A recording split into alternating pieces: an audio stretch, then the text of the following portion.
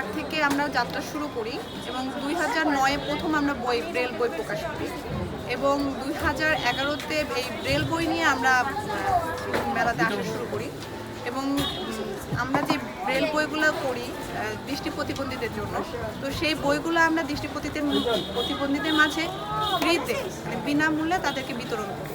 2009 থেকে এই পর্যন্ত আমাদের টোটাল 69টার মতো বই প্রকাশ হয়েছে। আমি অ্যাকচুয়ালি ছোটোবেলা থেকে গল্পের বই পছন্দ করি। আমার আম্মু আমাকে প্রচুর বই পড়ে পড়ে শোনাতো ছোটোবেলা থেকে, আমার কাজিনও পড়ে পড়ে শোনাতো। আর হচ্ছে ব্রেল পদ্ধতিতে খুব বেশি আমি পড়তে পারিনি, কারণ আমাদের স্কুল লেভেলে আসলে ব্রেল বই যেটা সেটা মানে ছিল, কিন্তু তখন মানে ব্রেল বইগুলো তো অনেক কস্টলি হয়, তো দেখা যেত যে সবার জন্য মানে আমরা যে কয়জন ছিলাম সবার জন্য অ্যাকসেপ্ট করে ব্রেল বই ইয়ে করা পসিবল হতো।